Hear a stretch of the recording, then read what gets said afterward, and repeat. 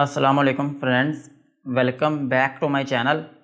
आज का हमारा टॉपिक है वेजिबेक्ट क्रीम। आज हम बात करेंगे कि वेजिबेक्ट क्रीम क्या है और इसके क्या क्या इस्तेमाल हो सकते हैं। प्रेगनेंसी और डोज की बात करेंगे और लास्ट में हम इसके साइड इफ़ेक्ट्स के बारे में बात करेंगे। वेजिबेक्ट क्रीम ये एक semi synthetic broad spectrum antibiotic medicine है और ये सिर्फ क्रीम के फॉर्म में अवेलेबल है। और क्रीम जो है ये 2% की स्ट्रेंथ में अवेलेबल है। और अगर हम बात करें इसकी पैकिंग के लिहाज से तो ये क्रीम जो है ये 40 ग्राम की पैकिंग में अवेलेबल है। और इसमें जो फार्मूला यूज़ हुआ है उसका नाम है क्लिंडामाइसिन। ये था वेजिबेक्ट क्रीम का इंट्रोडक्शन। अब हम इसके यूजेस के बारे में बात करते हैं कि वो कौन सी ऐसे कंडीशंस हैं जिनमें आप वेजिबेक्ट क्रीम का यूज़ कर सकते हैं। वेजिबेक्ट क्रीम को आप बैक्टीरियल इन्फेक्शन में यूज़ कर सकते हैं।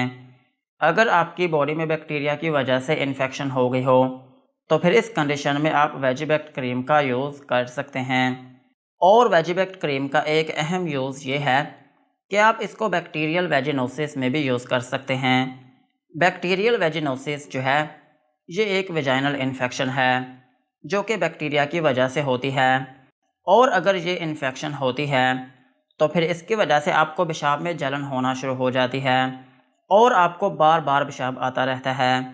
और इसकी एक अहम अलामत ये होती है कि आपको पतला सा डिस्चार्ज बहता रहता है। और इसकी एक अहम अलामत ये भी होती है कि आपको वजाना में इचिंग होती रहती है और उसमें आपको बेचैनी रहती है। सो अगर आपको बैक्टीरियल वेजिनोसिस है या फिर आपको वेजाइनल बैक्टीरियल इन्फेक्शन है तो फिर इस कंडीशन में भी आप वेजिबेक्ट क्रीम का यूज़ कर सकते हैं। और वेजिबेक्ट क्रीम का एक अहम यूज़ ये भी है कि आप इसको पेल्विक इन्फ्लामेटरी डिजीज़ में भी यूज़ कर सकते हैं।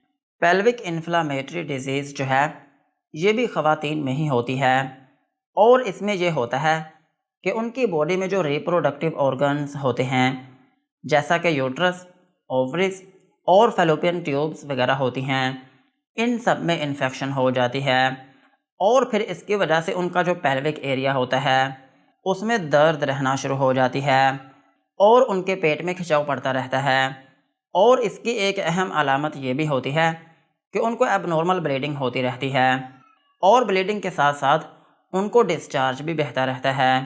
सो अगर आपको पेल्विक इन्फ्लामेटरी डिजीज़ है तो फिर इस कंडीशन में भी आप वेजिबेक्ट क्रीम का यूज़ कर सकते हैं।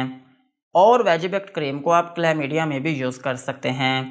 क्लैमीडिया जो है ये एक सेक्सुअली ट्रांसमिटेड इन्फेक्शन है। इस कंडीशन में भी आप वेजिबेक्ट क्रीम का यूज़ कर सकते हैं।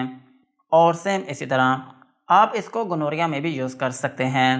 गोनोरिया जो है ये भी सेक्सुअली ट्रांसमिटेड इन्फेक्शन ही है। सो अगर आपकी बॉडी में क्लैमीडिया या फिर गोनोरिया है या फिर आपको कोई भी सेक्सुअली ट्रांसमिटेड बैक्टीरियल इन्फेक्शन है तो फिर इस कंडीशन में भी आप वेजिबेक्ट क्रीम का यूज़ कर सकते हैं। ओवरऑल अगर हम बात करें तो वेजिबेक्ट क्रीम जो है ये एक वेजाइनल बैक्टीरियल इन्फेक्शन की मेडिसिन है।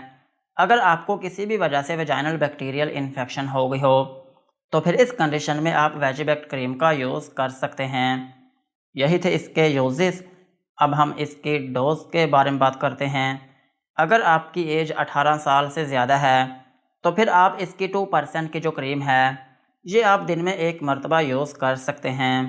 और इसको यूज़ करने का जो बेस्ट टाइम होता है वो रात को सोने से पहले होता है। और इसका जो ड्यूरेशन है वो 3 दिन से लेकर 7 दिन तक होता है। और अगर आप प्रेग्नेंट हैं तो फिर इस केस में आपने मुसलसल इसको 7 दिन के लिए ही यूज़ करना होता है।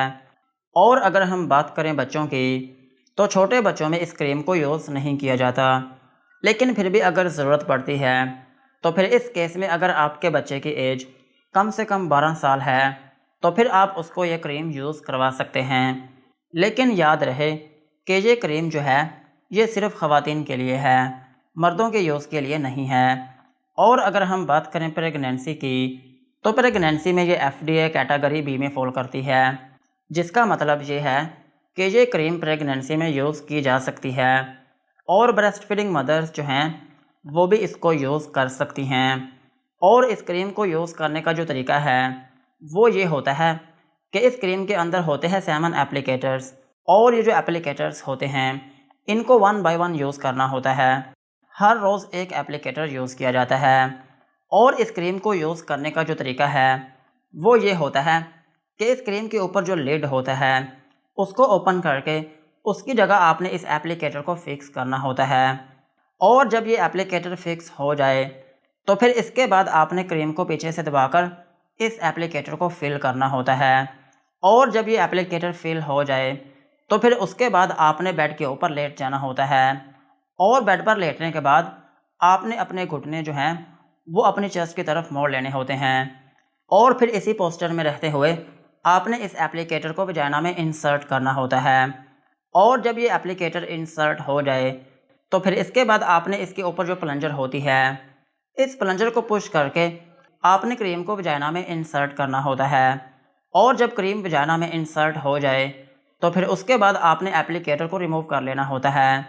और एप्लीकेटर को रिमूव करने के बाद आपने 3 से 5 मिनट इसी पोस्चर में रहना होता है। अगर आप इस पोस्चर से हटते हैं तो फिर इस केस में क्रीम जो है वो आपकी बॉडी से बाहर आना शुरू हो सकती है। और फिर इसके बाद क्रीम जो है ये आपने वजाइना के बाहर जो सरफेस होती है उसके ऊपर भी अप्लाई करनी होती है। और फिर इसके बाद आप अपनी नॉर्मल पोजीशन में आ सकते हैं। और ये जो प्रोसेस है ये सेम वैसा ही है कि जैसे गायनोस्पोरिन को यूज़ करते हैं, सिर्फ फ़र्क ये है कि इस क्रीम को बैक्टीरियल इन्फेक्शन में यूज़ किया जाता है, जबकि गायनोस्पोरिन क्रीम जो है उसको फंगल इन्फेक्शन में यूज़ किया जाता है। और ये जो बैक्टीरियल इन्फेक्शन होती है इसकी कुछ अलामात होती हैं जो कि हमें बताती हैं कि आपको वजाइनल बैक्टीरियल इन्फेक्शन है। पहली जो इसकी अलामत होती है वो ये होती है कि इसमें आपका डिस्चार्ज जो है वो बहुत पतला होता है, लेकिन उसकी स्मेल जो है वो बहुत तेज़ होती है। और जो फंगल इन्फेक्शन होती है इसमें डिस्चार्ज जो है वो बहुत गाढ़ा होता है, लेकिन इसकी स्मेल इतनी तेज़ नहीं होती। और दूसरी इसमें अलामत ये होती है कि इसमें आपको वजाइना में इचिंग बहुत थोड़ी होती है, या फिर माइल्ड होती है, या फिर बर्दाश्तेबल होती है। लेकिन फंगल इन्फेक्शन में जो इचिंग होती है वो बहुत शिद्दत वाली होती है, और इसमें आपको बहुत बेचैनी रहना शुरू हो जाती है। और इनकी एक अहम अलामत ये भी होती है कि ये जो बैक्टीरियल इन्फेक्शन है ये आहिस्ता आहिस्ता ग्रो करती है। इसमें जितनी भी अलामत हैं ये आपको एक ही मर्तबा नहीं होती, बल्कि स्लोली आपको अलामत होती रहती हैं। लेकिन जो फंगल इन्फेक्शन है इसमें अचानक से आपको बहुत सारी अलामत देखने को मिलती हैं। सो ये इन दोनों में डिफरेंस होता है। और इसके अलावा कुछ टेस्ट भी होते हैं कि जिनकी बेसिस पर हम इन्वेस्टिगेट करते हैं कि आपकी बॉडी में बैक्टीरियल इन्फेक्शन है या फिर फंगल इन्फेक्शन है। सो यही थी इसकी डोज। अब हम इसके साइड इफ़ेक्ट्स के बारे में बात करते हैं कि अगर आप वेजिबेक्ट क्रीम का यूज़ करते हैं तो आपको क्या क्या नुकसानात हो सकते हैं। वेजिबेक्ट क्रीम को यूज़ करने से आपको हाइपर सेंसिटिविटी रिएक्शन हो सकता है, यानी कि आपकी स्किन के ऊपर रैशेस या फिर उसमें एलर्जी हो सकती है। और आपकी स्किन के ऊपर रेडनेस हो सकती है, यानी कि जिस जगह पर आप इस क्रीम को लगाएंगे वो जगह आपकी सुर्ख हो सकती है, या फिर वो जगह आपकी वार्म हो सकती है। और आपको इरिटेशन हो सकती है, यानी कि जिस जगह पर आप इस क्रीम को लगाएंगे उस जगह पर आपको बेचैनी होना शुरू हो सकती है, और आपको स्वेलिंग हो सकती है, और आपको वजाइनल ब्लीडिंग हो सकती है, या फिर आपको उसमें पेन हो सकती है। और इसका एक अहम साइड इफ़ेक्ट ये भी है कि आपके पेट में दर्द होना शुरू हो सकती है, और आपको उल्टी या फिर मतली आना शुरू हो सकती है। सो यही थे वेजिबेक्ट क्रीम के uses, doses and side effects. आज की वीडियो को यहीं पर ख़त्म करते हैं। वीडियो अच्छी लगी हो तो चैनल को सब्सक्राइब करें एंड बेल आइकन को प्रेस करें।